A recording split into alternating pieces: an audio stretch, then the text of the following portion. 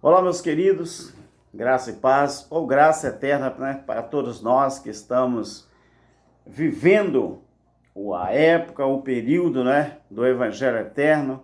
Nós estamos agradecidos ao nosso eterno Criador por mais este privilégio que estamos aqui para divulgarmos mais um vídeo para o nosso canal, para a plataforma do nosso YouTube, né, maravilhoso, canal maravilhoso, onde nós podemos expressar toda a verdade bíblica, daquela que realmente é uma escatologia consumada, e divulgamos o preterismo completo. Queridos, sem perca de tempo, nós vamos hoje estudar um pouquinho sobre o cristão e as consequências dos seus erros. Por que que eu optei por colocar esse tema? Porque muitas pessoas acham que pelo fato de sermos cristãos, nós não pagamos pelos nossos erros, nós não temos que sofrer as consequências dos nossos erros, das nossas besteiras que a gente faz, né, pelo fato de sermos servos. Servos não, filhos. Esse termo, esse verbo servo, já ficou no passado. Hoje nós somos filhos de Deus que vamos de glória em glória aperfeiçoando o Espírito de Deus que está dentro de nós, conforme Hebreus capítulo 12, versículo 22 e 23. Vamos aqui ler, junto comigo, você do outro lado e eu do lado de cá, Gálatas 6, 7 ao 10, onde fala assim, Gálatas 6, 7 ao 10. Não vos enganeis, Deus não se deixa escarnecer. Tudo que o homem semear, isso também ceifará. O que semeia na carne, aqui está. O que ele semeia na carne. Todo o erro que o homem comete na carne, porque a sua carne é fraca, e todos os erros é da sua carne, não do espírito, o que semeia na carne, da carne também ceifará. Ou seja, se ele praticou erros da carne, se ele cometeu um gafe na carne, ele vai sofrer as consequências na carne. A sua carne vai sofrer o seu psicológico, o seu moral, não é? Então, o que semeia na carne, da carne ceifará a corrupção. Se ele for corrupto, mesmo sendo filho de Deus, mas se a sua carne partir para o lado da corrupção, ele vai sofrer as consequências na sua carne. Então, ele diz aqui, o apóstolo, né? O que semeia no espírito, do espírito ceifará a vida eterna. Então, tudo que você faz na carne, você sofre na carne. Tudo que você faz no espírito, você herda no espírito. Porque no espírito é vida eterna. É impossível o seu espírito cometer coisas na carne ou da carne. E é impossível a sua carne pender para o espírito. Isso é impossível. Como ser humano, isso é impossível. Agora veja bem o que ele fala. E não nos cansemos de fazer o bem, pois a seu tempo ceifaremos, se não houvermos desfalecidos. Então, enquanto temos oportunidade, façamos o bem a todos, mas principalmente aos da família na fé. Aí, muitos crentes, não digo nem cristãos, muitos crentes acham que isso aqui é uma ordenança para só ajudar as pessoas que são crentes. Eles chamam de ímpio aqueles que não frequentam uma denominação e um templo religioso. Os crentes religiosos chamam de ímpios.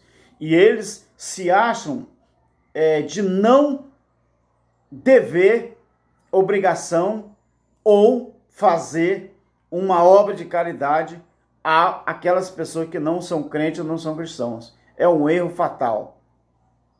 Então, o cristão e as consequências, né, dos seus erros. Então, o fato, queridos, de sermos filhos de Deus não quer dizer que nós não pagamos pelos nossos erros.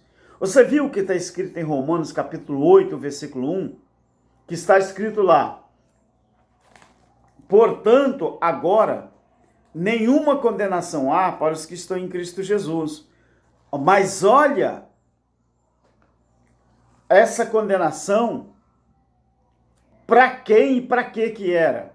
Nenhuma condenação há para os que estão em Cristo Jesus, que não andam segundo a carne, mas segundo o Espírito. Então, essa condenação, aqui Paulo não está falando de uma condenação dos erros. Esse texto, esse contexto aqui, está se tratando, esse contexto bíblico, está se tratando da vida eterna. Não está aqui isentando ninguém de sofrer as consequências do seu erro. Paulo diz assim, portanto, agora nenhuma condenação há para os que estão em Cristo Jesus. Isso é a salvação eterna. Mas os que não andam segundo a carne, mas segundo o Espírito. Ou seja, ele está falando que os que estão em Cristo Jesus, mas que praticam o erro da carne, sofrem as consequências do erro que praticou na carne. Você entende? Então, querido, nenhuma condenação há para os que estão em Cristo Jesus. Esse contexto está se referindo à salvação e não às consequências da vida em relação aos nossos erros. Você quer ver um exemplo? Adão e Eva. Adão e Eva erraram, não erraram? O pecado da desobediência. Mas eles continuaram no jardim? Continuaram no jardim? Se Deus os perdoou, mas não deixou eles no jardim. Ou seja, aquele pecado, aquela desobediência, que nós falamos que pecado era a desobediência da lei, ou era infringir a lei, ou era transgredir a lei, não é? Então Adão e Eva é um exemplo aqui que nós pagamos pelos erros da nossa carne. Então Adão e Eva foram expulsos do jardim, mas foram expulsos do jardim por quê? Por causa da desobediência. E quem pode dizer que Adão e Eva não foram salvos do seu espírito? Eu errei. Na verdade, o espírito, ele nunca teve na balança para ser absolvido ou condenado de alguma coisa. O espírito, segundo a Bíblia, Eclesiastes 12:10, fala que quando o corpo perece, ou seja, perecer aqui, significa morrer, deixar de existir. Quando o corpo perece e vai para o inferno, para a sepultura, o espírito, ele volta para Deus. Quem tem o Espírito de Deus, o espírito volta para Deus.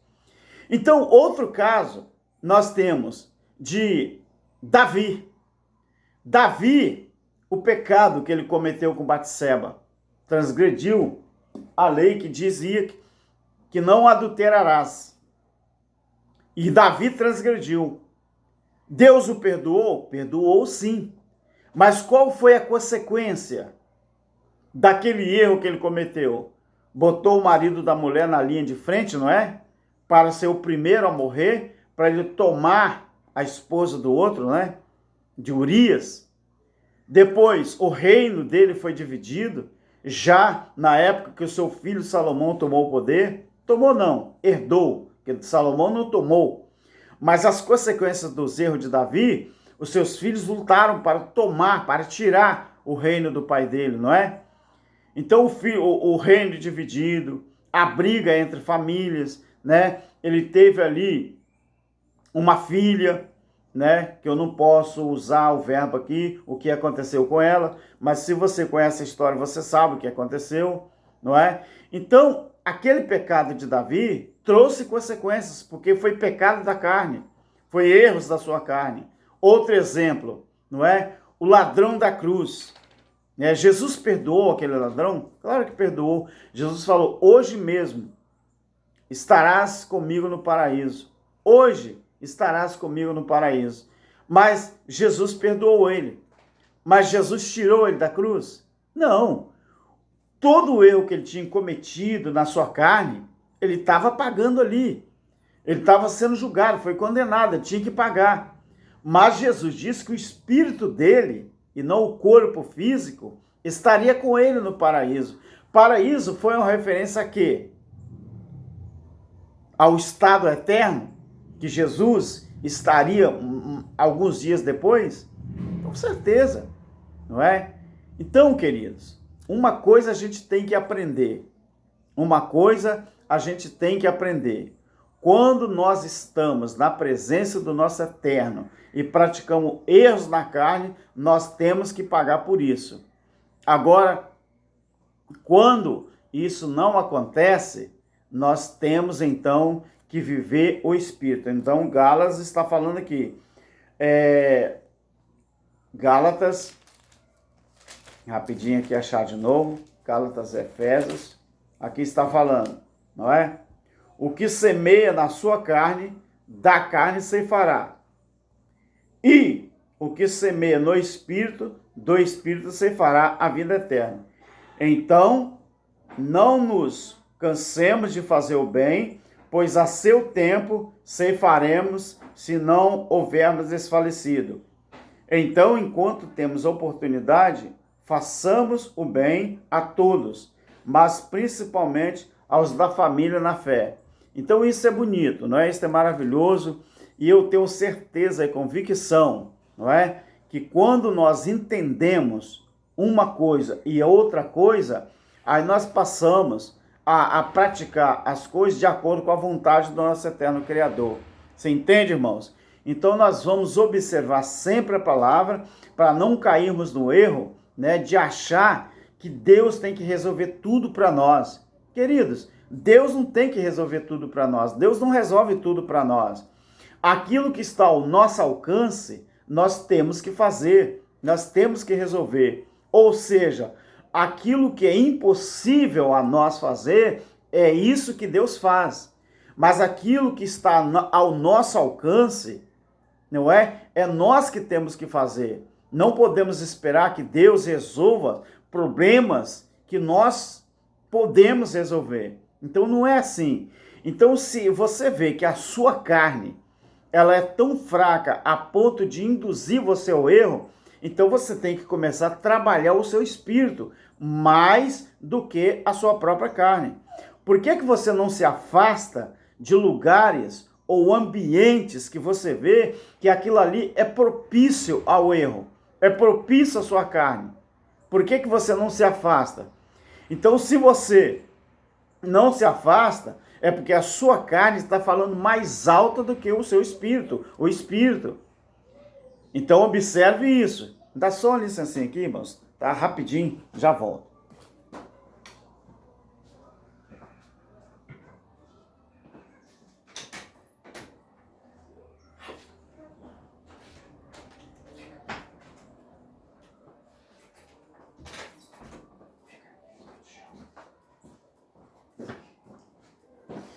Eu fui abrir a porta aqui para o meu neto, né, que chegou agora com o pai dele, e eu vou apresentar meu neto aqui. Chega aqui, Arthur.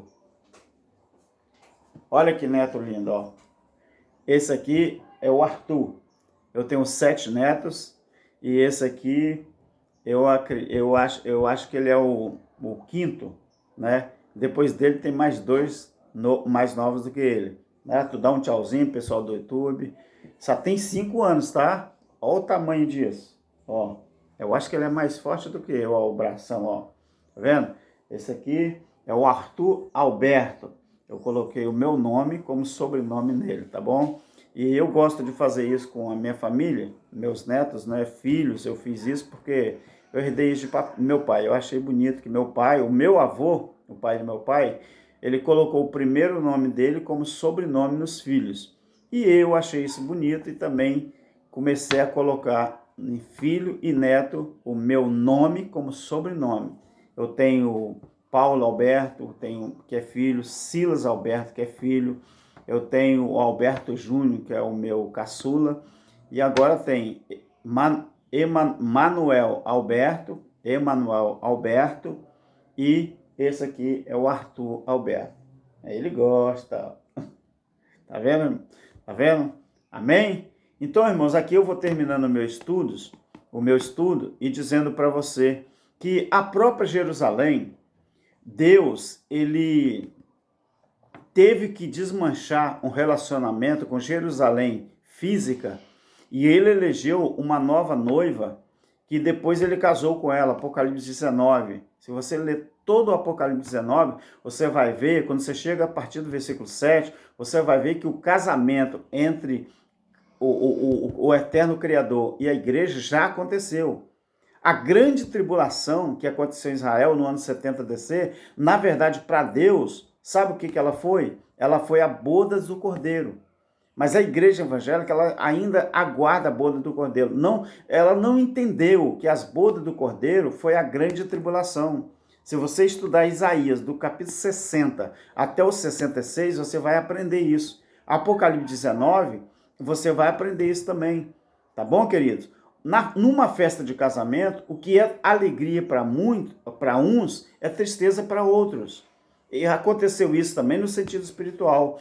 Deus divorciou, separou da Jerusalém física e casou com a Jerusalém espiritual, que é a igreja de Deus. Você entendeu, queridos? Então, se você aprender isso, você vai começar a entender a Bíblia e vai ver que a Bíblia, ela foi escrita em 3 linguagens.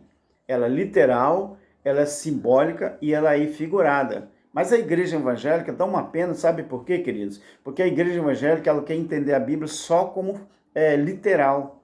Mas ela não entende que a linguagem figurada da Bíblia, como sol, lua, estrelas, não é? Céus, nem sempre é literal. Às vezes é simbólico, às vezes é figurado. Entendeu, irmãos? Então, o cristão e as consequências dos seus erros. Pagamos os nossos erros e sofremos na nossa carne. Tá bom? Tá bom, Arthur. Pode abrir ele, tá? Obrigado. Dá um tchauzinho. Amém. Vai com Deus, tá? Pode abrir ali. Então, queridos, um exemplo. O nosso casamento, quando ele está passando por algum tipo de situação, quando o nosso casamento está com problema, é Deus que tem que resolver. Eu não posso, no meu relacionamento, eu estou aprendendo isso, principalmente nosso irmão Geraldo Moraes, ele divulgou um vídeo, não é? Falando sobre isso. E isso que eu estou falando aqui no meu vídeo, no meu canal, eu aprendi com o nosso irmão Geraldo Moraes. Tá bom? O vídeo que ele divulgou hoje. Então, essas palavras que eu estou falando, eu aprendi com ele. E eu nunca tinha ouvido isso, ser sincero. Eu gosto de todos os canais da graça. Todos os canais. Mas isso que eu estou falando, eu aprendi no canal do nosso irmão Geraldo Moraes. Ele falou que no relacionamento, a gente não pode trazer o problema do mês passado para esse mês. A gente não pode trazer o problema da semana passada para essa semana. O problema de ontem, no relacionamento, eu não posso trazer para hoje. O que ficou do mês passado é do mês passado. O que ficou da semana passada é da semana passada.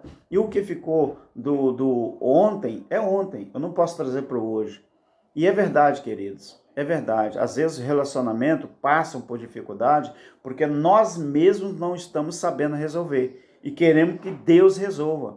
É isso que o nosso irmão Geraldo Moraes fala. E é uma grande verdade. Um abraço para o nosso irmão Geraldo Moraes, porque foi através do canal do nosso irmão Geraldo Moraes, primeiro vídeo que eu vi, né? Eu caí de paraquedas no canal do nosso irmão Geraldo Moraes e vi lá uma pregação, assim, um ensino, falando assim, dízimo, você foi enganado. E através daquele vídeo, eu comecei a estudar a Bíblia, respeitando o texto, o contexto, respeitando colocação verbal, tempo verbal, respeitando remetente, respeitando destinatário. Foi aí que eu comecei a aprender a estudar a Bíblia. E ainda estou aprendendo, irmãos. E ainda estou aprendendo. Mas a maior vitória que aconteceu na minha vida, há 8 anos atrás, 10 anos atrás, foi ter me libertado do sistema religioso. Isso me deu um grande conhecimento e entendimento na palavra. Fique na paz e tenhamos uma boa semana para a honra e glória do nosso Criador. Próximo vídeo eu vou estar com a barbinha feita, tá bom? Eu deixei crescer um pouquinho só para ver como é que fica, mas na verdade eu não gosto muito de barba não. Tá bom, querido? Amém? Graça e paz. Amém.